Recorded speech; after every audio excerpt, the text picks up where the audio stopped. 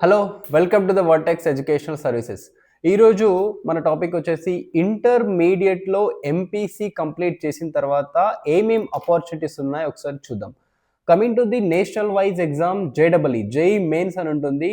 JEE మెయిన్స్‌తో మీకు opportunities ఏముంటాయంటే NITs and triple ITs, gifts అని ఉంటుంది. అంటే గవర్నమెంట్ ఫండెడ్ ఇన్‌స్టిట్యూషన్స్‌లో మీకు అడ్మిషన్ అనేది త్రూ జేఈఈ మెయిన్స్ కౌన్సెలింగ్ ద్వారా మీరెళ్ళిపోవచ్చు. జేఈఈ మెయిన్స్‌లో మంచి ర్యాంక్ వచ్చి క్వాలిఫై అయిన వాళ్ళు జేఈఈ అడ్వాన్స్డ్ అనే ఎగ్జామ్ ఉంటుంది. జేఈఈ అడ్వాన్స్డ్ త్రూ మీరు ఐఐటీ గ్రాబ్ చేయొచ్చు.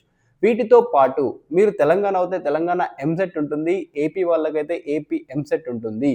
ఇవే కాకుండా కొన్ని ప్రైవేట్ ఇన్‌స్టిట్యూషన్స్ కొన్ని ఎగ్జామ్స్ వాళ్ళు ఇండివిడ్యువల్‌గా కండక్ట్ చేస్తారు.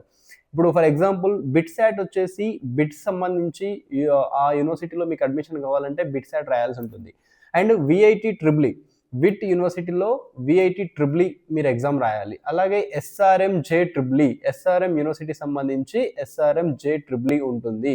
ఇవే కాకుండా ఆమిటీ, మణిపాల్ అయితే మీకు ఎంఈటీ రాయాలి.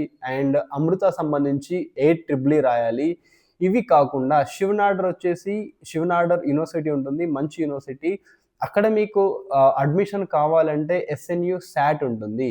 ఇదే కాకుండా కర్ణాటక, బెంగుళూరులో ఉన్న కొన్ని ప్రైవేట్ ఇంజినీరింగ్ కాలేజ్‌లో మీకు అపార్చునిటీ కావాలంటే కామెడ్‌కే ఉంటుంది.